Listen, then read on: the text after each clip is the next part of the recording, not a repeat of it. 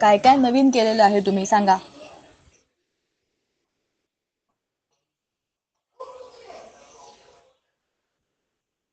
सांगा. शाळेत गेलो मॅम. काय झालं? दररोज शाळेत जातो. तर स्वाभाविक आहे, दररोज शाळेत जात आहे आणि शाळेत काय होतंय? पहिला आठवडा कसा गेला? काय नवीन झालं? सिलेबस शिकवायचे स्टार्ट झाले मॅम. अच्छा. कोणाकोणाच्या शाळेमध्ये नवीन टीचर्स आल्या, जुन्या टीचर्स गेल्या, आमच्या फेवरेट टीचर होत्या त्या गेल्या, दुसरे सर आले, असं काही काही झालंय का? हो मॅम आमचे प्रिन्सिपल सर गेले. प्रिन्सिपल सर आलेले. मॅम आमचे पण.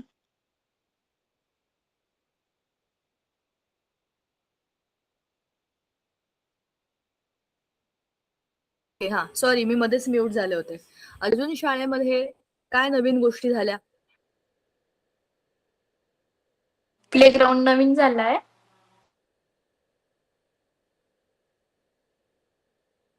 ओ अरे वा, व्हेरी गुड.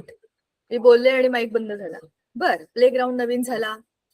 अजून काय काय छान नवीन गोष्टी घडल्या शाळेमध्ये? आमच्या इथल्या काही शाळांमध्ये, मी हे तुम्हाला काय विचारलं, आमच्या इथल्या काही शाळांमध्ये कन्स्ट्रक्शन सुरू होतं, तर ते वरचे सगळे भिंती तोडणं बिडणं, छत नवीन बांधणं, ह्या सगळ्या गोष्टी काही दिवस सुरू होत्या. अजूनही काही शाळांमध्ये वरती, स्पेशली आमच्याकडे एक झेडपी स्कूल आहे मस्त, त्या शाळेमध्ये नवीन वर्ग बांधायचं काम चाललं होतं. ऍक्च्युली जुने वर्ग होते, पण काय माहिती नाही का तोडलं, पण ते अजून पण तिथे चाललंय, ते विटा बिटा असं काही काही ठेवणं सगळं चाललंय. सो असे खूप बदल होत असतात. आणखीन काही काही शाळांमध्ये शिक्षकांच्या बदल्या सुरू आहेत, जुलैपर्यंत होतील असं म्हणतात. आपल्या आपल्या आवडते टीचर आपल्या बरोबर पाहिजे, बरोबर की नाही? असं बरं वाटतं जरा. आपले ओळखीचे नेहमीचे मागच्या वर्षीचे सगळे लोक असतील तर आपलं काम सोपं होतं. बरं, चला, मागच्या वेळेला आपण कुठला लेसन केला होता मला सांगा. आपण कुठे होतो आणि आपण काय नवीन सुरू केलेलं आहे, लक्षात आहे का? Acid and basis. Correct. Acids and bases आपण ऑलरेडी सुरू केलेला आहे.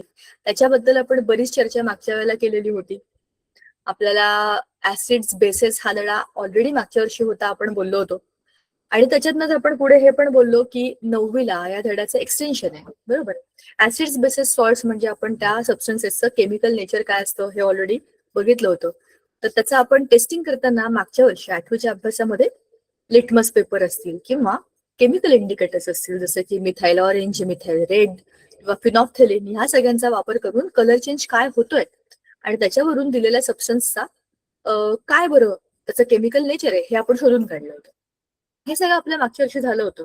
आणखीन एक गोष्ट आपण मागच्या वर्षीच्या अभ्यासामध्ये केली होती, ती होती न्यूट्रलायझेशन रिएक्शन. तुमच्या लक्षात आहे का ती काय न्यूट्रलायझेशन रिएक्शन?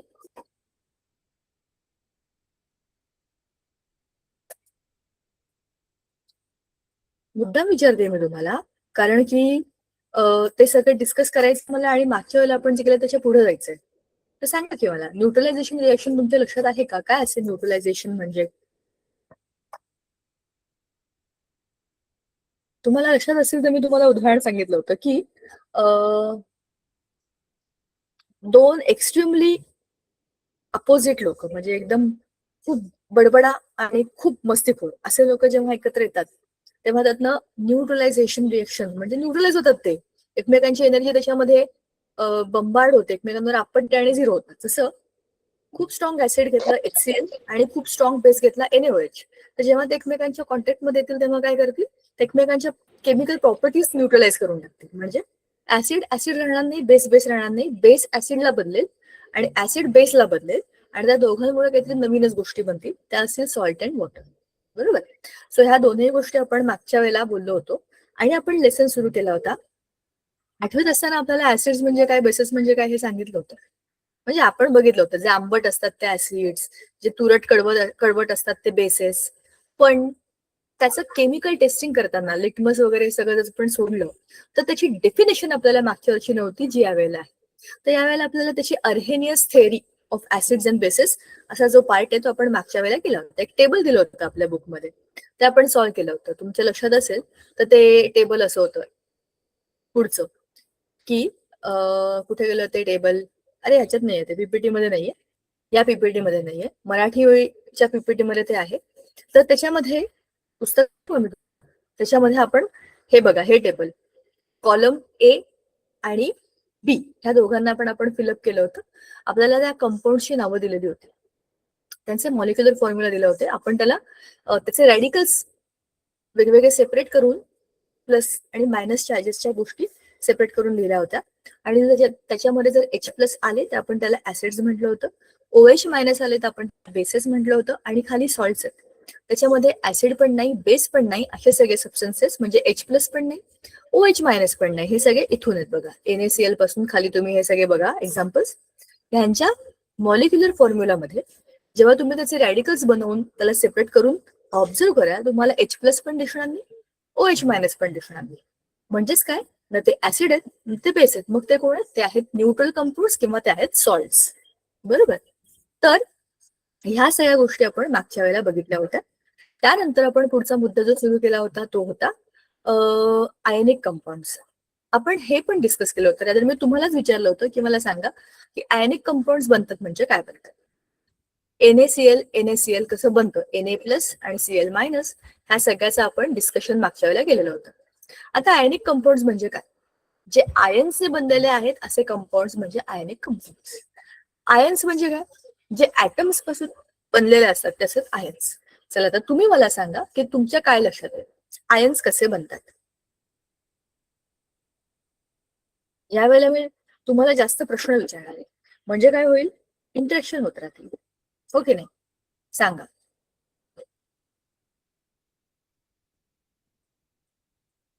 आयन्स कसे बनतात सांगा मला.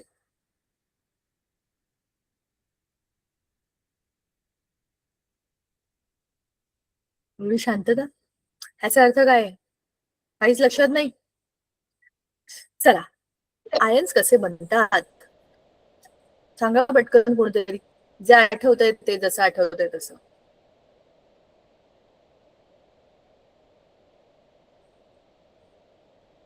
हेच आठवत नाही. चला मला मॅम, वाईट बोलत वन पॉझिटिव्ह चार्ज असतं आणि वन निगेटिव्ह चार्ज असतं, आणि ते दोघं मिळून आयोनिक बॉन्ड तयार होतो. मॅम, ते जेव्हा एखादा अणू जेव्हा एखादा ते ऍटम असतो बोल ना, ना पुढे. ते इलेक्ट्रॉन एखादा कमी होतो तेव्हा ते आयन्स तयार होतं. मॅम, मी सांगू का? बोल ना पुढे. काय कॅटायन अँड थांबा थांबा, ती अनायन. काहीतरी सांगते. काय कमी होतो, थांब तिचं वाक्य पूर्ण होऊ दे मग आपण बोलूया. काय कमी होतं बाळा, तुझे अर्धे शब्द फिल्टर होऊन ऐकू आले, काही समजलंच नाही. ऍटम असतो ना, त्याच्यातला एक इलेक्ट्रॉन जेव्हा कमी होतो तेव्हा ते आयन बनतात. ओके, बरोबर, जे लक्षात येते बरोबर आहे, ठीक आहे. चला अजून सांगा, कोणाला तरी सांगायचं होतं.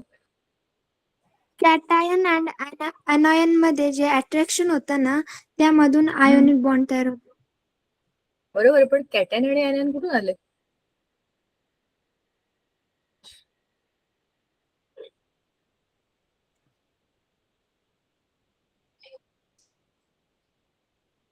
कुठून आले, बरोबर सांगितलं, पुढचं सांगा की. चला, आपण हे मागच्या वेळेला डिस्कस केलं होतं, पण मला हे रिवाइज करायचं आहे, कारण खूप खूप मुलांचं याच्यात खूप खूप कन्फ्युजन असतं. तुम्ही मला सांगितलेल्या गोष्टी बरोबर आहेत, आपण जरा त्याला लिंक करूया आणि सुरुवातीपासून जरा या गोष्टी बघूया, ठीक आहे. आता मी इथे ना 2 ऍटम्स काढलेले आहेत, त्यांचं रफ स्ट्रक्चर काढलेलं आहे. मधलं न्यूक्लियस मुद्दाम काढलेलं नाही, त्याच्यामध्ये न्यूक्लियस असतं, आता डार्क करून टाकते मी, असं असं त्याचं न्यूक्लियस आहे, आणि याचं न्यूक्लियस, ठीक आहे. पहिल्या शेलमध्ये 2 इलेक्ट्रॉन आणि दुसऱ्या शेलमध्ये किती इलेक्ट्रॉन, असं जर आपण बघितलं तर आपल्याला 2 वेगवेगळे स्ट्रक्चर्स दिसतात. आपल्याला वेगळं वेगळं सांगावं लागेल. हा एक ऍटम लिहिला आपण ए, आणि खाली एक ऍटम काढला मी बी, ठीक आहे. आता ह्याच्या ऍटॉमिक स्ट्रक्चरला जर मी काढलं तर मी काय लिहिणार 2 and 7. याचं जर मी इलेक्ट्रॉनिक कॉन्फिगरेशन लिहिलं तर मला काय लिहावं लागेल 2, 8 आणि 1. बरोबर. फर्स्ट शेलमध्ये 2, दुसऱ्या याच्यामध्ये 8, तिसऱ्या याच्यामध्ये हा एकच इलेक्ट्रॉन आहे. बरोबर.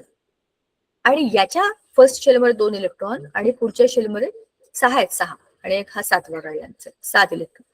सो ह्याचं इलेक्ट्रॉनिक कॉन्फिगरेशन आहे 2, 7. ह्याचं इलेक्ट्रॉनिक कॉन्फिगरेशन आहे 2, 8, 1. आता मजा अशी आहे की जसं आपण बघितलं होतं की आपल्याला स्टेबिलिटी पाहिजे असेल तर आपण काय करतो, अभ्यास करतो, चांगला जॉब मिळवण्याकरता अनेक ठिकाणी इंटरव्ह्यू देतो, मग वेगवेगळ्या कंपनीजमध्ये जॉईन करतो आणि बऱ्याचशा अशा गोष्टी करतो ज्याच्यामधनं आपल्याला चांगले पैसे मिळतील, आपल्याला स्वतःचं घर, चांगली गाडी, चांगली तब्येत, हो की नाही, हेल्थ इन्शुरन्स वगैरे अशा सगळ्या गोष्टी लागतात, त्या सगळ्या आपण घेतो आणि आपलं फॅमिली छान असेल, हॅपी असेल, हे सगळं बघतो. बरोबर. लाईट बंद करून. तर अशा ह्या सगळ्या कंडिशन मध्ये आपली फायनान्शियल स्टेबिलिटी आणि आपली सोशल स्टेबिलिटी ह्या दोन्ही गोष्टी चांगल्या आहे. सगळं आहे पण स्वभावच तुसड आहे, कोणीही त्यांच्याकडे जात नाही, कोणी त्यांच्याशी बोलत नाही, असे लोक हॅपी असतात का? नसतात. तर मग त्याच्याकरता काय करायचं? Social stability. थोडक्यात तुम्हाला आयुष्यामध्ये सगळ्या गोष्टी मिळाल्या, ही जी स्टेट आहे त्याला आपण काय म्हणतो? त्याला आपण म्हणतो स्टेबिलिटी. जशी आपली स्टेबिलिटी तशीच ऍटम्सची पण स्टेबिलिटी असते. ऍटम्सच्या स्टेबिलिटी करताचा रूल आहे ऑक्टेट. ऑक्टेट म्हणजे 8. आयुष्यामध्ये 8 हा अंक त्यांच्या आयुष्यातलं ध्येय आहे. काही तरी पण मला 8 मिळवायलाच पाहिजे. 8 बॅलेन्स शेलमध्ये, त्यांच्या बॅलेन्स शेलमध्ये 8 इलेक्ट्रॉन असले पाहिजे. हे मॅन्डेटरी आहे, कंपल्सरी आहे. या एच्या बॅलेन्स शेलमध्ये 7 इलेक्ट्रॉन. म्हणजेच काय? बॅलेन्स इलेक्ट्रॉन नंबर किती आहे? 7. ह्याचा किती आहे? 1 आहे. पण याच्या इनर म्हणजे सेकंड आउटर मोस्ट शेलमध्ये, आउटर मोस्ट आणि त्याच्या अलीकडच्या शेलमध्ये ऑलरेडी ऑक्टेट आहे. ह्याच्याकडचा एक एक्स्ट्रा इलेक्ट्रॉन जेव्हा हा याला देतो, थांबा खरंच वर गेला तो, हा इलेक्ट्रॉन हा जेव्हा याला देतो तेव्हा काय होतं? याचं आणि याचं दोघांचं हे रूप परिवर्तन होतं. म्हणजे काय होतं? आता ह्याचे इलेक्ट्रॉनिक कॉन्फिगरेशन नवीन काय होईल? 2 आणि 8. याचे काय होईल? 2 आणि 8. बरोबर. तर ह्याच्यामध्ये काय झालं? ह्याने स्वतःचा एक इलेक्ट्रॉन दिला म्हणजे हा काय झाला? पॉझिटिव्ह झाला. याने स्वतःचा इलेक्ट्रॉन दिला म्हणजे हा काय झाला? निगेटिव्ह झाला. मगाशी कोणतरी सांगितलं ते बरोबर सांगितलं, कॅटायन आणि अनायन यांच्या बॉन्डमुळे जे काय बनतं त्याला आपण आयनिक बॉन्ड म्हणतो. आपण जेव्हा बघा, तुम्ही आता इमॅजिन करा, तुम्ही जेव्हा लहान होतात, जस्ट इमॅजिन तुम्ही लहानपणी कसे होतात, म्हणजे कधी झोपायचं, कधी उठायचं. I am not talking about very very young babies. थोडे मोठे होतात, शाळेत जायला लागतात, नर्सरी, पहिली, दुसरी, थोडी शिस्त लागली आपल्याला. तर समजलं घरामध्ये असं वागलं तर चालत नाही, बाहेरच्या लोकांमध्ये गेलं तरी असं वागलं तर चालत नाही, कुठे रडले, झोपले, रस्त्यावर खेळणं पाहिजे म्हणून बोंबलले, असं केलं तर सटासट फटके पडायला लागले. एकदम लहान होतं तेव्हा तुम्हाला कोणी असं काय जाऊला काही समजतच नाहीये, काय हवंय ते देऊन टाक असं मोठी माणसं घरातली म्हणाली तर तुम्हाला त्या वस्तू मिळाल्या. पण तुम्ही जसे मोठे झालात, तुम्ही तेच बाहेर करून बघितलं तर तुम्हाला धपाटे पडायला लागले. म्हणजेच काय झालं? तुम्हाला समजलं आता असं वागलं तर चालणार नाही, तुम्ही बदललात. आता तुम्ही ऑलरेडी 9th मध्ये आहात. आता तुम्हाला जास्त गोष्टी माहितात की हे अजिबातच इथे करायचं नाही आणि ती गोष्ट अजिबातच इथे करायची नाही. तुम्ही स्वतः शाळेतले वेगळे आहात, तुम्ही स्वतः घरातले वेगळे आहात, तुम्ही तुमच्या मित्रांशी वेगळे आहात. बरोबर. तुम्ही तुमच्या फॅमिलीतल्या लोकांशी वेगळे आहात, तुम्ही आईकडे एकदमच वेगळे आहात. बरोबर. याचा अर्थ काय आहे की तुम्हीच आहात पण तुमच्यामध्ये बदल झालेले आहेत.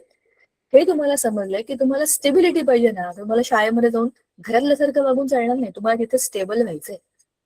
बरोबर. शाळेमध्ये 10 प्रकारचे 10 लोक आहेत, त्यांच्याशी मला घरामध्ये आपण राजे असतो, मला इथंच बसून टीव्ही बघायचंय. शाळेमध्ये तुम्ही असं म्हणू शकत नाही की मला इथंच बसून सगळं ऐकायचंय. तुम्ही काय एकटे नाही जगात. तिथे तुम्हाला ऍडजस्ट करावं लागतं, तुम्हाला काहीतरी द्यावं लागतं, काहीतरी घ्यावं लागतं, तुम्हाला स्वतःला बदलवावं लागतं. आणि तुम्ही जे ऍटम असता ना, जन्माला येतं तेव्हा तुम्ही ऍटम्स असता. काही फरक पडत नाही आपल्याला तेव्हा काय करायचं जगामध्ये, मी असाच आहे, मला हेच पाहिजे, मी असंच करणार. हे जे आहे हे ऍटम. पण त्या ऍटमला पाहिजे स्टेबिलिटी. आपल्याला पण सोशल स्टेबिलिटी मी तुम्हाला मुद्दाम का म्हटलं, 4 लोकांमध्ये लोकांनी आपल्याला एक्सेप्ट केलं पाहिजे. त्याच्याकरता आपण काय करतो, धडपड करतो, धावपळ करतो आणि मग काय करतो, स्वतःला बदलतो. स्वतःला बदलतो म्हणजे ऍटम्सचे आयन होतो. आता ह्याच्याकडे एक्स्ट्रा इलेक्ट्रॉन होता, त्याला स्टेबिलिटी पाहिजे. हा 8 त्याला बाहेर दाखवायचं की माझे 8 झाले.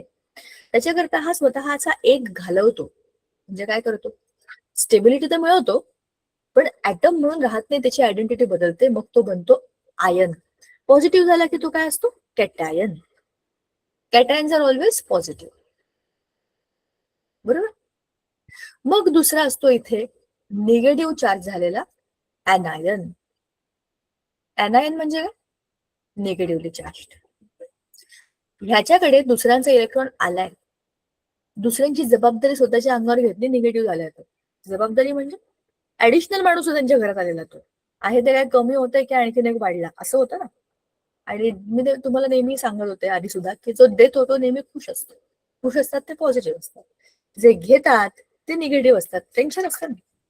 तुम्ही एखाद्याला कर्ज दिलं, तुम्हाला माहितीये की तुमच्याकडे आहे म्हणून दिलंय, तुम्हाला व्याजाने परत मिळणार आहे म्हणून तुम्ही दिलं असेल, तुमचा मित्र आहे म्हणून दिलं असेल, आज मी त्याला मदत करू शकतो म्हणून दिलंय. देणारा नेहमी खुश असतो, घेणाऱ्याच्याच डोक्याला नेहमी ताप असतो, तुम्हाला परत करायचंय, वेळेत करायचंय. मला आज माझ्यावर अशी वेळ आली की मला मागावं लागलं, काही असू शकतात कारण, पण जो घेतो तो निगेटिव्ह असतो, कारण त्याला दुसऱ्यांकडनं घेतलेलं असतं, ते ओझं असतं.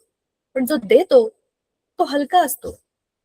ते म्हणतात ना, देणाऱ्याचा हात नेहमी वर असतो. तसं आहे, जशा आपल्या वृत्ती तशा ऍटम्सच्या वृत्ती. मग कॅटायन कसं लक्षात ठेवायचं की तो पॉझिटिव्ह आहे, तो पॉझिटिव्ह आहे कारण की त्याने इलेक्ट्रॉन दिले म्हणून तो पॉझिटिव्ह आहे, म्हणून तो कॅटायन आहे. आणि ऍना म्हणजे ते म्हणतात ना, आणा घेऊन या, ऍनायन, आणा आयन, आणा इलेक्ट्रॉन्स, म्हणजे मी आयन होतो, म्हणजे तो कोण झाला, ऍनायन, निगेटिव्ह झाला. आता काय झालं, एक पॉझिटिव्ह एक negative, electrostatic force of attraction मुळे ते काय होतात, एकमेकांना अट्रॅक्ट होतात.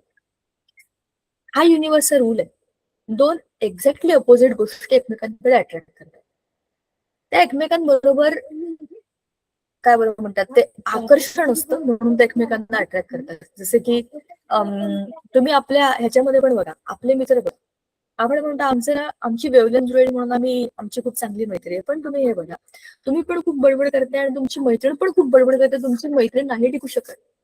तुम्ही खूप बोलताय आणि ती खूप ऐकते, तर तुमचा बॉन्ड खूप स्ट्रॉंग असतो, बरोबर की नाही. हे पटतंय का बघा, तुम्ही चेक करून बघा ही गोष्ट. तुमच्याच घरामध्ये तुम्हाला मी आयनिक बॉन्डचं बेस्ट एक्झाम्पल सांगतो, तुमचे आई बघा, 2 ऍब्सोल्युटली वेगवेगळे असतात. आई एकतर स्ट्रिक्ट असेल किंवा एकदम कूल असेल, बाबा एक्झॅक्टली उलटे. आई जर कूल असेल तर बाबा स्ट्रिक्ट असतात, आई खूप बडबडी असेल तर बाबा अजिबात बोलत नाही, आई खूप शांत असेल, खूप बोर असेल तर बाबा खूप जॉयफुल असतात. ते प्रत्येकाच्या घरामध्ये असतं आणि हे अपोजिट असतं म्हणून ते स्टेबल असतं. लोक असं म्हणतात अपोजिट्स अट्रॅक्ट, मला असं वाटतं अपोजिट्स आर स्टेबल. जे माझ्याकडे नाही ते समोरच्याकडे आहे, जे समोरच्याकडे ते माझ्याकडे नाही, तरच तो बॉन्ड चांगला होतो की नाही. मला मराठी खूप आवडतं पण मला गणित येत नाही, माझ्या मैत्रिणीला गणित खूप हे चांगलं येतं पण तिच्या व्याकरणाच्या चुका होतात, मग आमचं बॉन्डिंग चांगलं होईल की नाही. कोणाचं तरी काहीतरी कमी आहे, कोणाचं तरी काहीतरी जास्त आहे, तरच तो बॉन्ड चांगला बनतो, त्यालाच आयनिक बॉन्ड म्हणतात. म्हणजे आयनिक बॉन्ड मध्ये काय होतं, ऍटम्स बदलतात, त्यांचे आयन्स बनतात आणि ions are oppositely charged, so they attract each other by the natural force of attraction. Electrostatic force of attraction येतो. इलेक्ट्रोस्टॅटिक म्हणजे इलेक्ट्रॉन्सच्याच बदलामुळे, स्टॅटिक म्हणजे जागेवर, फोर्स ऑफ अट्रॅक्शन जागेवरतीच हल्लेत ना ते. इलेक्ट्रोस्टॅटिक, इलेक्ट्रॉननी जो काही स्टॅटिक चार्ज त्यांच्यावरती आणलाय, पॉझिटिव्ह आणि निगेटिव्ह, हे एकमेकांना अट्रॅक्ट करणार आणि त्यांचं बॉन्डिंग बनेल. तर हे काय बनेल आता, ए आणि बी. हो, स्वतःच नाही, स्वतः काय, ए मायनस बी प्लस असे 2 आयन्स एकमेकांकडे आता अट्रॅक्ट होत आहेत. तर नेहमी काय करायचं, कॅटायन आधी लिहायचा.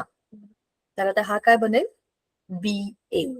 म्हणजे काय बनला, जसं आपण NaCl लिहितो, आठवतं तुम्हाला, Na प्लस Cl मायनस, तर हा झाला बी प्लस आणि ए मायनस. असा तुमचा आयनिक बॉन्ड असलेला कंपाऊंड बनला. आता तुम्ही इथे काहीही कुठलंही एक्झाम्पल घेऊन ह्याला डेकोरेट करू शकता किंवा याला चेंज करू शकता. आपल्या इन्फॉर्मेशन करता 2 7 म्हणजेच काय 9 ऍटॉमिक नंबर असलेला एलिमेंट कोणता आहे सांगा बरं जरा मला.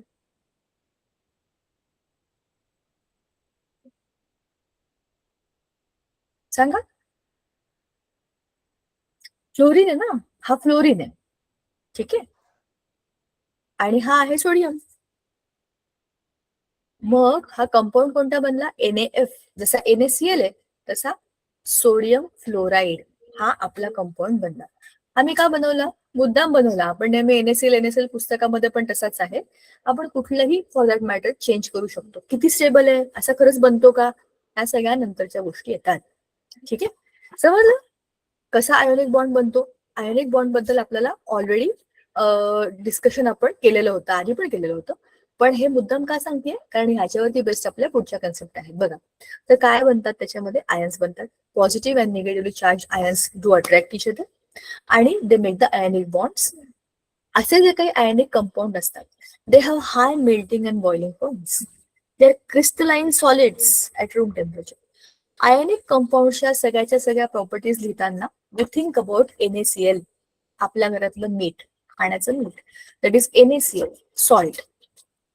त्याच्या प्रॉपर्टीज तुम्ही सगळ्या डोळ्यासमोर ठेवा आणि मग तुम्हाला ह्या सगळ्या प्रॉपर्टीज लिहिता येतात. हातामध्ये घेतो आपण मीठ. हाताला कसं लागतं खरबरीत लागतं आणि त्याचे क्रिस्टल्स असतात. तर ते क्रिस्टलाइज सॉलिड्स असतात. तुम्ही मिठाला तापवा त्याला मेल्ट करण्याचा प्रयत्न करा. त्याला जास्त वेळ लागतो. It is not easily melting. साखर घ्या ती काळी काळी होते बघायला. मिठाला वेळ लागतो. मेल्ट व्हायला पण वेळ लागतो आणि बॉईल व्हायला त्याच्याहून जास्त वेळ लागतो because they have high melting and boiling points. आणि तुम्हाला तो प्रयोग दाखवू का तुम्हाला तो प्रयोग मी केलेला गुड इलेक्ट्रिकल इंडक्टर्स. तर मग माझ्याकडे आहे ना मीच केला होता तो सुट्टीमध्ये इलेक्ट्रोलिसिसचा दाखवतेस तुम्हाला. तर ह्याचा अर्थ असा आहे की they are very good conductors of electricity. आता मी याच्यामध्ये लिंबाचं पाणी घेतलं होतं पण याच्यामध्ये मीठ टाकलंय. चला हा सेटअप तुम्हाला दाखवते.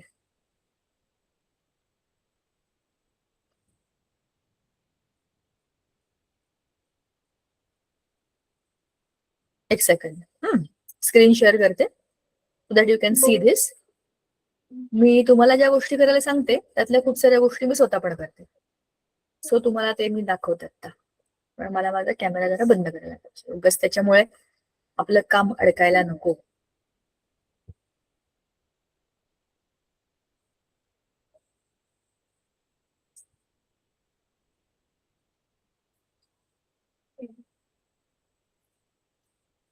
हा इलेक्ट्रोलिसिसचा सेटअप आहे. ह्याच्यामध्ये ह्या पाण्यामध्ये मीठ टाकलं होतं आणि 2 पेन्सिल्स आहेत. त्याला वायरी लावल्यात सेल लावलेत आपले आणि ह्याच्यामध्ये खाली एकदम छोटे छोटे छोटे छोटे काय म्हणतो आपण गॅस जनरेट होतो याच्यामध्ये. म्हणजे ऑक्सिजन आणि हायड्रोजन हे 2 गॅसेस आहेत ना लिबरेट होतात म्हणजे काय होतात बाहेर येतात. पण याच्यामध्ये चांगलं भरपूर प्रमाणामध्ये मीठ टाकावं लागतं. चांगल्या मोठ्या पेन्सिल्स घ्यायला पाहिजे तर चांगलं होतं. मी आपला ट्रायल म्हणून हे केलं होतं. पण याचा अर्थ हा इलेक्ट्रोलिसिसचा एक्सपेरिमेंट जो मी आता तुम्हाला दाखवला तो हे दाखवतो आपल्याला की जेव्हा आपण इलेक्ट्रिकल कंडक्टिव्हिटी बघतो. कंडक्टिव्हिटी म्हणजे काय इलेक्ट्रिसिटी चार्ज त्यातनं Na+ आणि Cl- असे वेगवेगळे आयन्स होतात. Na आणि Cl हे फिरणार नाहीये. फिरणारे त्यातले इलेक्ट्रॉन्सच. पण ते इलेक्ट्रॉन्स बाहेर देतात कारण आयन्स पॉझिटिव्ह निगेटिव्ह असतात. तर अशा पद्धतीने हे जे आयनिक कंपाऊंड असतात ते बनतात आणि या आयनिक कंपाऊंडचं डिसोसिएशन आता मी तुम्हाला जे दाखवलं तो प्रयोग होता डिसोसिएशन ऑफ सॉल्ट. ऍक्च्युली तो हायड्रोलिसिस ऑफ वॉटर आहे. पाण्याचा मॉलिक्यूल तोडणं. आता तुम्ही जो सेट बघितला मी आता तुम्हाला जो छोटासा व्हिडिओ दाखवला तो मी स्वतः प्रयोग केला होता. पण त्याच्यामध्ये मला काय करायचं होतं पाण्याचा मॉलिक्यूल ब्रेकडाऊन करायचा होता. त्याच्याकरता मी वापरलं होतं NaCl. पण तुम्ही नुसतंच मीठ पाण्यात टाकून बघा आणि जो काही आता मी सेटअप केला ना त्याच्यामध्ये 2 पेन्सिली न लावता नुसतं सर्किट लावा. त्याच्यामध्ये तुम्हाला काय दिसेल की तुमचा सर्किट कम्प्लीट होतोय म्हणजे बल्ब पेटतो त्याच्यामध्ये. याचाच अर्थ काय आहे Na आणि Cl वेगवेगळे झाले. ते पाण्यामध्ये गेले म्हणजे चार्जेस गेले ना. आणि मग काय झालं की ह्या आयनिक कंपाऊंडचं डिसोसिएशन झालं म्हणजे ब्रेकडाऊन ब्रेकअप आजकालच्या भाषेत. तर अशा पद्धतीने ऍसिड्स, बेसिस आणि सॉल्ट हे इलेक्ट्रिसिटी कंडक्ट करण्यासाठी आपण वापरतो. ऍसिड्स पण डिसोसिएट होतात. HCl तुम्ही पाण्यात टाकलं तर काय बनतं? H+ आणि Cl-. तुम्ही जर NaOH टाकलं तर काय बनतं? Na+ आणि OH-. आणि NaCl ह्या दोघांपासून बनलेलं जे मीठ आहे ते तुम्ही टाकलं तर काय बनेल? Na+ आणि Cl-. बरोबर की नाही? आता अर्हेनियसची थिअरी आपल्याला काय सांगते? ऍसिड्स आणि बेसिस म्हणजे काय? ऍसिड्स आणि बेसिस ज्यांच्यामध्ये H+ आयन्स आहेत ते ऍसिड्स. आपण ज्या पहिल्या टेबलमध्ये केले ते बघा, HCl मध्ये काय आलं? H+ आणि Cl-. आणि NaOH मध्ये काय आलं? Na+ आणि OH-. म्हणजेच काय झालं की हे त्याचं डिसोसिएशन आहे. HClचं काय लिहिलं इकडे? H3O+, H+ H2O.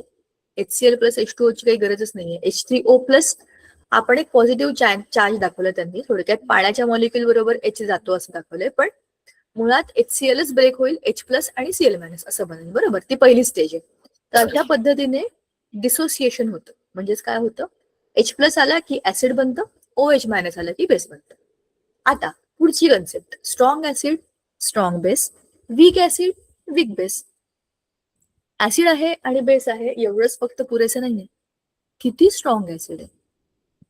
ऍसिड आहे आणि माझ्या हातावर त्याचा एक थेंब पडला तर काही झालं तर नाही, मला काही कळलं पण नाही, मुंगी पण नाही चावल्यासारखं वाटलं. मग काय? ऍसिड स्ट्रॉंग आहे का वीक आहे? सांगा मला. स्ट्रॉंग ऍसिड आहे का वीक ऍसिड?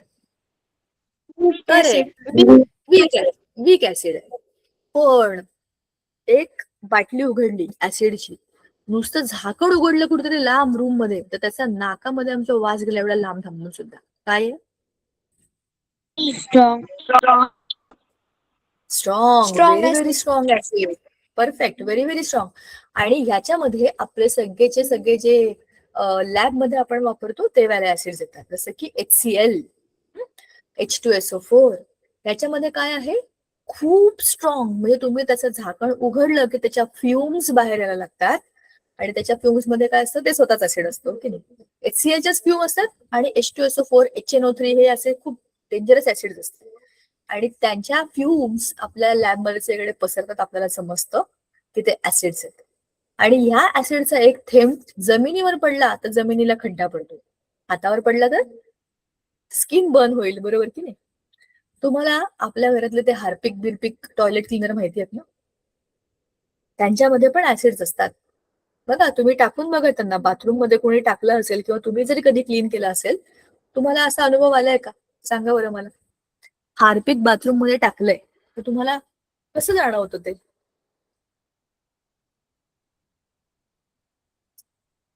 का अनुभवच घेतला नाही?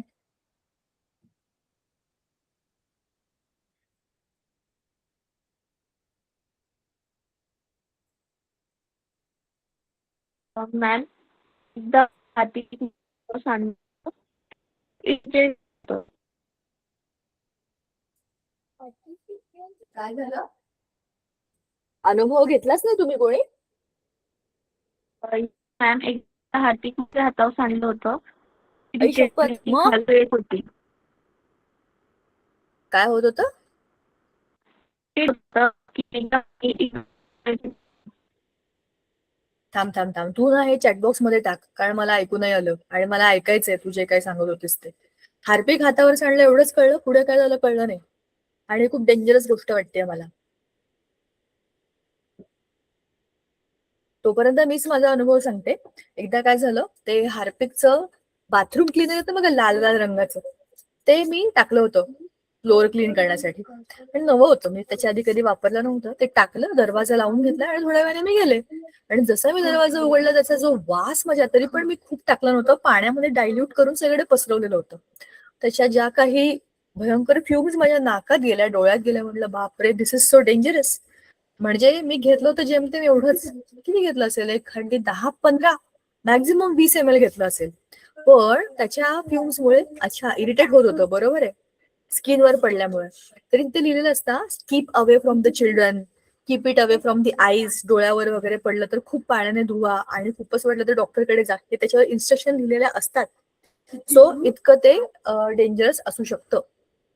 तर स्ट्रॉंग आणि वीक बेसिस बद्दल आपण जी चर्चा करतोय ती हीच आहे की जर त्या ऍसिडचं पोटेन्शियल जितकं जास्त आहे, जसं की स्ट्रॉंग ऍसिडचं पोटेन्शियल इमिडिएटली H+ आयन देण्याचं आहे. म्हणजेच काय, पोटेन्शियल म्हणजे काय, आपल्यामध्ये बघा काही लोक असे असतात त्यांचं खूप हाय पोटेन्शियल असतं. आपल्या वर्गामध्ये पण असे हाय पोटेन्शियल वाले लोक असतात की नाही, वेगवेगळ्या गोष्टीचे पोटेन्शियल वेगवेगळे असतात. कबड्डी खेळायचे आमच्या वर्गामधनं, मला कबड्डीची टीम बनवायची. माझ्या वर्गात पहिला येणारा मुलगा, पहिल्या बेंचवर बसणारा ढापणा मुलगा, त्याला घेऊन जाईन का मी कबड्डी खेळायला? त्याचं पोटेन्शियल आहे का ते? सांगा. No ma'am.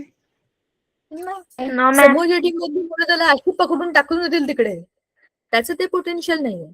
त्याला मी अशा कॉम्पिटिशनला ठेवेन जिथे त्याच शाळेतली दुसरी मुलं टॉपर, पहिल्या बेंचवरची त्याच्यासारखीच डिबेट कॉम्पिटिशन मध्ये ह्याच्या बरोबरीने उतरतील. याचं पोटेन्शियल काय आहे?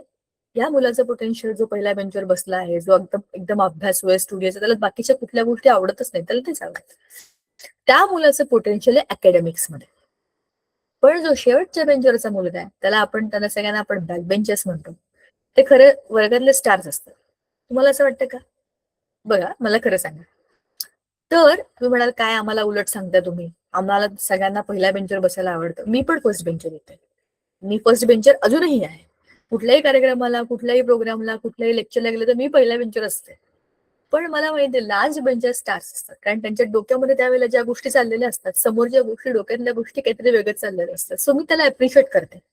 आता ही गोष्ट मला कळते, कारण आता मी खूप साऱ्या मुलांबरोबर बोलून मला हे कळतं की त्यांच्या आयुष्यातले फंडे वेगळेच असतात आणि ते सगळे प्रॅक्टिकल असतात.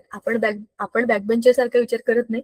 आपण आपले काय बरं म्हणतो, झापड लावल्यासारखा अभ्यास करतो आणि त्याच्यात तेवढंच करतो, आणि त्यात पण कमी मार्क मिळाले की आपल्याला डिप्रेशन येतं, कारण की आपण तसंच बनलोय ना कायम. एवढा अभ्यास करून पण मला हवे तेवढे मार्क नाही मिळाले, असं दुःख होतं आपल्याला. म्हणजे 98% मिळाले तरी पण रडणारी मुलं आहेत आणि 40% मिळाले म्हणून नाचणारी मुलं आहेत. खूप मोठा डिफरन्स आहे हा. तर सांगायचा मुद्दा हे पोटेन्शियल आहे. प्रत्येकाचं पोटेन्शियल वेगळं असतं. ऍसिडचं पोटेन्शियल काय आहे, त्याला आपण पीएच वरती बघितलं होतं. पीएच स्केल आपण मागच्या वर्षी बघितली होती. PH, what is pH? It is potential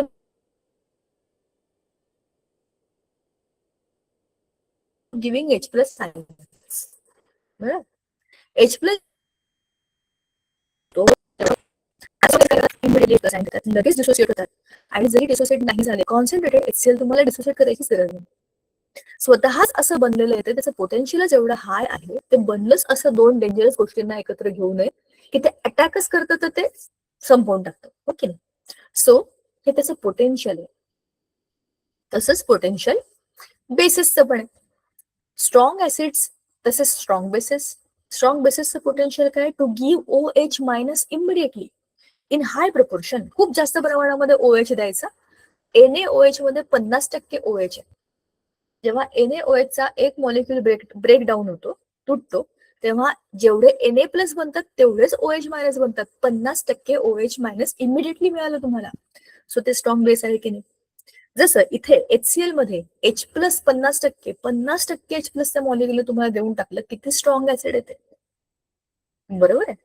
नुसतंच NaOH तुम्ही बघितलं त्याचा असा विचित्र वास असतो, लिक्विड बनलं असेल तर सांगायचा मुद्दा आहे की त्याच्यामध्ये काही भेसळ नाही केली तुम्ही तर ते मुळातच डेडली असतात.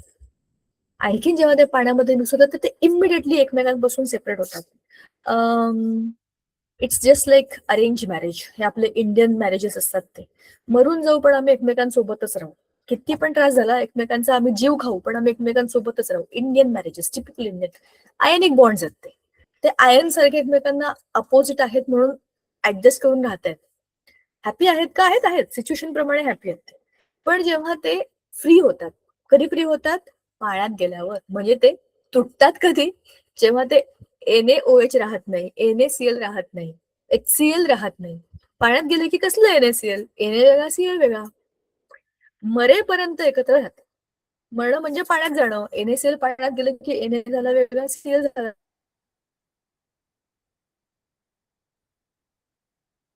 वेगळा. झाले की नाही?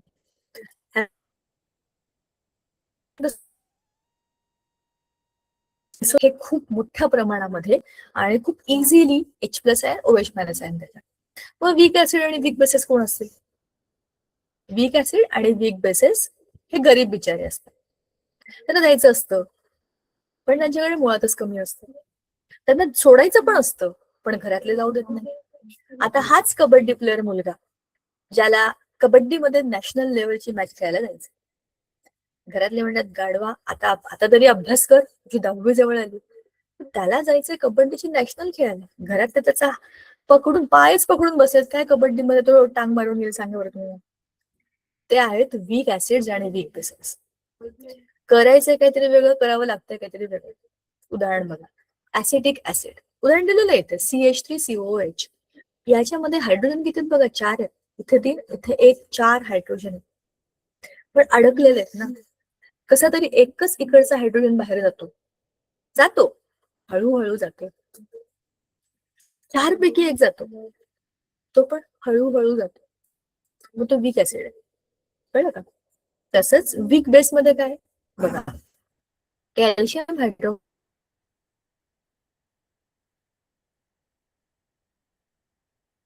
CaOH2 तो करा 100/3 करा जे काय असेल, तर त्यातला जो एक पार्ट आहे तो फक्त कॅल्शियम आहे, बाकीचे 2 हे OH आहेत. म्हणजे जास्त प्रमाणात OH आहे पण सुटतच नाही ना. जसं ह्या वरच्या मुलाला कबड्डी खेळायला जायचं होतं, हा OH बेसचं आपण उदाहरण घेऊया की एक मुलगी आहे, तिच्या घरामध्ये सगळे सिंगिंग डान्सिंग म्हणजे प्रोफेशनल आर्ट्स मध्ये, पण त्या मुलीला करायचंय रिसर्च. आता एक्झॅक्टली उलटे की नाही बघा, ज्यांच्या घरामध्ये सगळे गायक आहेत, परफॉर्मिंग आर्ट्स मध्ये आहेत, आई कथ्थक डान्सर आहे, मावशी आत्या काकू भरतनाट्यम डान्सर आहेत, त्यांचे शोज असतात पूर्ण फॅमिलीचे. ती हे सगळं करते कारण तिच्या फॅमिलीत आहे, पण तिला करायला आवडतो केमिस्ट्रीचा रिसर्च. तिला केमिस्ट्रीचा रिसर्च करायचंय, पण घरातले काय म्हणतात, आधी प्रोग्राम आहे तिकडे चला. सांगायचा मुद्दा असा की तुम्हाला करायचंय, तुमच्याकडे पोटेन्शियल आहे पण सुटतच नाहीये ना हातचं. असे जे असतात ते असतात वीक बेसेस. वरती जसे वीक ऍसिड तसे खाली वीक बेसेस. मग अल्कली म्हणजे कोण? अल्कली हा एक उगाच टाकलेला शब्द आहे. अल्कली हा बेसिस साठीचा निर्माण केलेला विशेष शब्द आहे. जसं आपल्याकडे फर्स्ट बेंचरला आपण टॉपर म्हणतो, एका अर्थी तो टॉपर आहे, तो फर्स्ट बेंचर. तसं जे स्ट्रॉंग बेसेस आहेत, जे पाण्यामध्ये गेल्या गेल्या हायली सोल्युबल होतात, त्यांना आपण अल्कली म्हणतो. कळलं? ते खूप स्ट्रॉंग असतात, ते पाण्यात गेल्या गेल्या लगेच डिसोसिएट होतात, त्यांना स्ट्रॉंग बेसेसच म्हणायला पाहिजे, पण त्यांना आपण अल्कली म्हणतो. Bases, strong bases, alkali, weak bases. तुम्ही समजून घ्या, एकूण एकच येते. तर अशा पद्धतीने स्ट्रॉंग ऍसिड्स, वीक ऍसिड्स आणि अल्कलीज आपण पाहिल्या काय असतात. ठीक आहे ना, सोपं आहे की नाही? आता बेसिसिटी अँड ऍसिडिटी, ही concept I want to tell you from the book, पण तोपर्यंत हे जरा एकदा चित्र बघा काय. Basic solutions have high pH and high concentration of hydroxide ions. पाण्यामध्ये Na+ आणि OH- हे वेगवेगळे गेले, बरोबर. त्यांना OH- जसं आपण मगाशी म्हणालो, OH- कोण आहेत? Minus charge. त्यांचा pH हाय असतो, 7 to 14 ही pH ची रेंज आहे की नाही बेसिसची. तर त्याचा 7च्या पुढे पुढे पुढे वाढत वाढत वाढत जातो आणि त्याचा pH वाढला की तो बेसमध्ये कन्व्हर्ट, बरोबर. त्याला म्हणतात basic nature of the substances. ह्याची एक्झॅक्टली उलट काय? ऍसिडिटी. ऍसिडिटी म्हणजे पोटातली ऍसिडिटी पण एक ऍसिडिटी आहे, पण ऍसिडिक नेचर म्हणजे ऍसिडिटी. तर pH 0 ते 7 असला तर त्याला आपण काय म्हणतो? ऍसिडिटी. म्हणजेच काय? 7 म्हणजे वीक ऍसिड, न्यूट्रलच आहे 7 म्हणजे. 6 म्हणजे वीक ऍसिड, 5, 4, 3, 2, 1, 0, 0, 1 म्हणजे highly very very dangerous acids. तर जितका नंबर कमी तितका स्ट्रॉंग ऍसिड, जितका नंबर जास्त तितका स्ट्रॉंग बेस. आता acidity of bases and basicity of acids ह्या कन्सेप्ट काय आहेत सांगते, पण त्याच्यासाठी आपण जाऊ पुस्तकाकडे. आयनिक कंपाऊंड आपण बघितलं काय. आता आपल्याला बघायचं आहे डिसोसिएशन ऑफ आयनिक कंपाऊंड. आपण वरती बघितलं का, चित्रामध्ये बघितलं. मिठाचं आपल्याला एक्झाम्पल दिलेलं आहे बुकमध्ये काय ते पण एकदा आपण बघूया. असं नको वाटायला रे हे काय हे तर आमचं झालंच नाही, असं नाही. आपण जरा लेटेस्ट चेक व्हॉट इज दिस. तर ह्याच्यामध्ये आपल्याला काय दाखवलंय बघा, की आपलं सोडियम क्लोराईड जे असतं ते जेव्हा पाण्यामध्ये जातं तेव्हा त्यातलं Na+ आणि Cl- हे डिसोसिएट झालं. म्हणजेच काय झालं बघा इथे, हा एकत्र पडल्या सगळा क्लमझी झालं NaCl आणि ते काय झालं, मोकळे मोकळे फिरतात. Aqueous solution. बरोबर. तर आपण आता अर्हेनियसची थेअरी बघितली, म्हणजे ऍसिडची डेफिनेशन सांगितली आपल्याला. बरोबर. Which give H+ ions, acids असतात. तशीच बेसेसची डेफिनेशन पण बघितली. मी तुम्हाला मुद्दाम काय सांगते, आपण बुकमध्ये हे क्रॉस चेक करतोय, यावेळेला मी हे नक्की करणार आहे. म्हणजे आपल्या पीपीटी मधले मुद्दे झाले की आपल्या बुकमध्ये त्या सगळ्या गोष्टी पुन्हा एकदा कोरिलेट करायच्या, की हे झालं हे झालं हे झालं. बघा, बेसचं डिसोसिएशन इन वॉटर दाखवलंय, याच्यामध्ये OH- आहे, याच्यामध्ये पण 2OH-. बरोबर. तर अशा पद्धतीने आपण ह्याच्यामध्ये बेसेस बघितले, त्यातला एक स्ट्रॉंग आहे आणि एक वीक आहे. खाली आपण जी मगाशी डिस्कशनची स्लाइड बघितली होती, स्ट्रॉंग ऍसिड वीक ऍसिड, तीच बघा इथे. स्ट्रॉंग ऍसिड हे आपल्याला माहिती आहेत सगळे ऑर्गॅनिक ऍसिड्स, सॉरी हे इनऑर्गॅनिक ऍसिड, सगळे ऑर्गॅनिक ऍसिड आपल्या फळांमध्ये असतात. Weak acids, acetic acid, carbon dioxide, acidic आहे बरं का, वीक ऍसिड. मग आपण स्ट्रॉंग बेसेस बघितले, NaOH, KOH वगैरे वगैरे. आणि हे याच्यातलं मगाशी आपल्या एक्झाम्पल मध्ये वीक बेस मध्ये CaOH ट्वाइस होतं नाही, एक प्रिंटिंग मिस्टेक आहे बघा तिकडे, क्लिअर झाली ना आता. हा स्ट्रॉंग बेस आहे, कॅल्शियम हायड्रॉक्साईड. आणि मी तुम्हाला मगाशी वरती पण डिसोसिएशन मध्ये ते चुकीचं सांगितलं, सॉरी माय मिस्टेक. तर CaOH twice is also a strong base. आणि जे स्ट्रॉंग बेस आहेत, व्हेरी व्हेरी स्ट्रॉंग बेसेस, त्यांना आपण अल्कली म्हणतो. ही इथपर्यंतची आपली गोष्ट करेक्ट होती. त्याला जर आता मी बाण करते, स्ट्रॉंग बेसला आपण काय म्हणूया, अल्कली. स्ट्रॉंग बेस कोण आहेत, असे बेसेस जे पाण्यामध्ये हायली सोल्युबल इन वॉटर. ठीक आहे ना. सो असे बेसेस कोण आहेत, आपले अल्कली आहेत.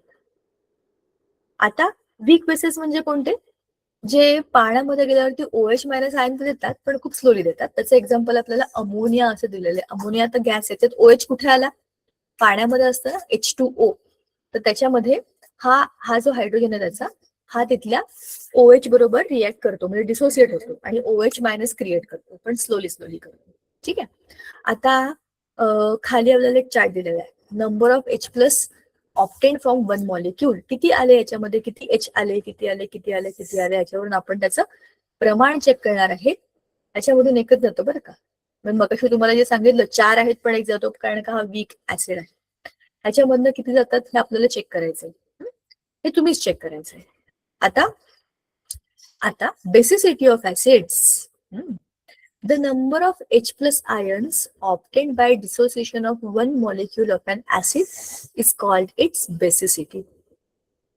And number of OH- ions obtained by dissociation of one molecule of a base is called its acidity. आता काय, ऍसिड्सची ऍसिडिटी बघत नाही आपण, ऍसिड्सची बेसिसिटी बघतोय. आपण एक्झाम्पल घेऊया HClचं. HCl सोपं उदाहरण आहे, आपण ते घेऊया. H+ आणि Cl- असे त्याचे आयन्स बनतील. आता the number of H+ ions obtained by dissociation of one molecule of an acid. आता हा एक मॉलिक्यूल आहे HClचा, हा डिसोसिएट झाल्यावरती माझ्याकडे काय आलं, एक H+ आयन आला. बरोबर. हा एक H+ मी आता काय म्हणेन, it is the basicity of the acid. हे काय आहे, त्याची बेसिसिटी आहे. होय, बेसिसिटी ऑफ द ऍसिड्स. दुसरं, आता मी एक्झाम्पल घेतलं NaOH. NaOH मध्ये मला एकच OH- मिळाला. बरोबर आहे की नाही, हा एकच OH- दिसतोय. तर हा OH- काय असेल, ऍसिडिटी ऑफ द बेसिस. आता असं का, मागच्या वेळेला मी तुम्हाला एक उदाहरण सांगितलं होतं.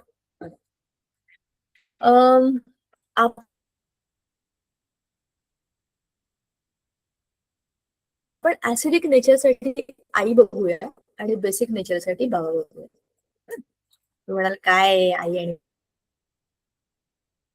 आई खूप चिडचिड करते, चिडचिड लोक ऍसिडिक असतात. कारण ऍसिड म्हणजे चिडचिड करणार आहे ना. बघा ना, HCl स्ट्रॉंग आहे की नाही, चिडचिड आहे की नाही, त्याच्यावर अटॅक करतो की नाही. बाबा कसे असतात, बाबा खूप स्ट्रॉंग असतात, बाबा पण अटॅक करतात, पण ते असे अटॅक करतात की जेव्हा गरज पडेल तेव्हा, जसा गरज पडेल तसा. आता मी तुम्हाला जे म्हटलं होतं ऍसिड्सची बेसिसिटी, त्याचं उदाहरण मी तुम्हाला मागच्या वेळेला दिलं होतं. ते आपली आई ती खूप चिडचिडी असते, खूपदा खूप साऱ्या गोष्टी स्वतःहून ठरवत नाही, विचारते. बरोबर, आईला विचारेल, आजीला विचारेल, बाबांना विचारून करेल, आपल्याला विचारून करेल खूपदा. बरं का, आपली आई आपल्याला सगळ्यांना विचारून निर्णय घेते. आपल्याला असं वाटतं काय आईशी, काय तू हे पण नाही करू शकत. साधं फोनचं ऍप्लिकेशन असतं बघा, तिला समजत नाही काय करायचं. मला असं वाटतं काय आपली आई, किती पण ती चिडचिडी असू दे, बडबडी असू दे, तिला बरं असं नसू दे, तिची कामं ती करते. पण जेव्हा एखादा कठीण प्रसंग असतो आणि जेव्हा एखाद्या वेळेला बाबा पण विचार करतात की काय केलं पाहिजे, तेव्हा स्ट्रॉंगली कोण उभं राहतं? आई. म्हणजे आईला आपण काय म्हणतो, ऍसिडिक आहे स्वभावाला, पण जेव्हा गरज पडते तेव्हा एकदम ठाम, गंभीर आणि एकदम स्ट्रॉंगली उभी राहते. हा तिचा मूळ स्वभाव नसतो, एरवी ती अशी नसते, एकदमच वेगळी असते. तसेच बाबा बाबा एकदम स्ट्रॉंग असतात, फर्म असतात. बाहेरचं कोणी काही केलं तर दोन बुक्के मारून येतील, पण घरामध्ये येतात. मागच्याला पण उदाहरण दिलं होतं बघा, पण घरामध्ये येतात तेव्हा ते शांत असतात. स्पेशली मुली बरोबर बाबा बाहेर मारामारी करणारा जरी असेल तरी बाबा घरी येऊन मुलीसमोर शांत बसतो असा. आणि नेलपॉलिश लावून घेतली तर, गंध लावून घेतला तर कोण म्हणेल की हा तोच माणूस जो बाहेर मारामाऱ्या करू शकतो किंवा घराला प्रोटेक्ट करण्यासाठी बाहेर भांडू शकतो. तो घरी येऊन स्वतःच्या मुलीसमोर एकदम शांत बसलेला असतो. असं का होतं? Acidity of basis. बेसिसमध्ये पण ऍसिडिटी आहे आणि ऍसिड्स मध्ये पण बेसिसिटी. एक्झॅक्टली अपोजिट नेचर आहे. कसं काय शक्य आहे का? बघा ना, बाहेर जो मोठ्या मोठ्या माणसांना पर्वतासारखा असतो ना बाबा, प्रोटेक्ट करतो ना आपल्याला, घराला प्रोटेक्ट करतो. पण घरामध्ये आल्यानंतर तो एकदम लहान बाळासारखं होतो की नाही? तुम्ही घेतलाय का अनुभव, मला सांग. सो ह्या एक्झॅक्टली अपोजिट गोष्टी आहेत, acidity of bases and basicity of acids. ऍसिड्सची ऍसिडिटी मोजत नाही आपण, तिथे असतेच. ऍसिड्स मध्ये ऍसिडिटी असतेच ना, म्हणून तर ते ऍसिड्स आहेत. किती ऍसिडिक आहे वरती बघितलं आपण, स्ट्रॉंग आहे का वीक आहे. किती बेसिक आहे ते पण वर बघितलं आपण, स्ट्रॉंग बेस आहे का वीक बेस आहे. पण ऍसिड्सची बेसिसिटी काय आहे? किती H प्लस आयन दिले. आणि बेसिसची ऍसिडिटी काय आहे? की त्याने किती OH मायनस आयन दिले, तेवढंच. OH मायनस दिले म्हणजे ते बेसिसच देणार आहे, पण किती दिले ह्याला आपण ऍसिडिटी म्हणू. बरोबर, समजलं का? उलट लक्षात ठेवा हे. आणि ह्या उदाहरणात मला तरी असं वाटलं की हे सोपं होईल तुम्हाला समजायला. तुम्हाला समजलं, पटलं, माहिती नाही. काय माहिती काय, तुम्ही काय रिप्लाय देत नाही लवकर लवकर, मला काही समजत नाही तुमचं. हो, नाही, काही नाही, काही तुमच्याकडनं पटकन रिप्लाय येत नाही. कदाचित माझा लॅग पण असेल बरं का, मी बोलते आणि तुम्हाला उशिरा ऐकू येतं, असं पण होतं खूपदा. तसंही असेल तरी मला समजत नाही की तुम्हाला कळलंय का नाही. कळलंय का तुम्हाला? सोपं होतं की नाही इथपर्यंत? Yes, ma'am. Yes ma'am. चलो, थँक गॉड. चला, आता concentration of acid and base he concept काय आहे, ह्याच्याबद्दल आपण डिस्कस करू डिटेलमध्ये पुढच्या वेळेला. आधी बघून घेऊ हे काय concentration of acids and basis. तेच आहे, किती स्ट्रॉंग ऍसिड आहे, किती स्ट्रॉंग बेस आहे. आणि एक छान मस्त टेबल दिलेला आहे, त्याचं मोलॅरिटी वगैरे पण त्याच्यामध्ये कॅल्क्युलेशन आहे. वरच्या धड्यामध्ये आपण केलं होतं मोलॅरिटी म्हणजे काय, नंबर ऑफ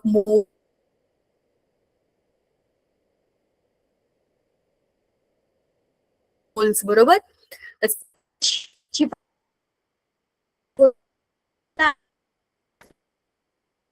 माहिती नव्हती आपल्याला, लिटमस बिटमस दिले होते. आता युनिव्हर्सल इंडिकेटर हा नवा मुद्दा आलेला आहे आपल्याकडे. आणि मग त्याच्यानंतर न्यूट्रलायझेशन करण्याकरताचे सोपे सोपे प्रयोग आहेत. ठीक आहे, ह्या सगळी चर्चा आपण पुढच्या वेळेला करू.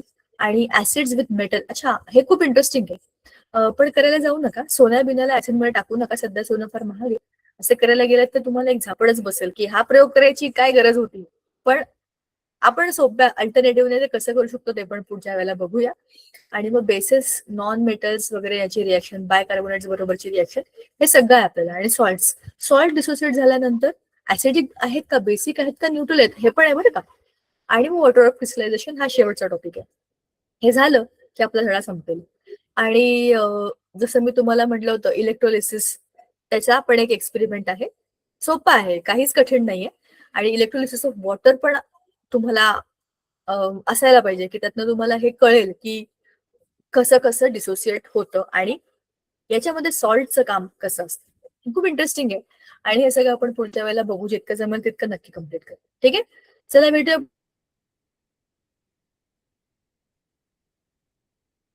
पुढच्या वेळेला. Bye for now. Bye ma'am, thank you. Bye ma'am. Thanks. Bye.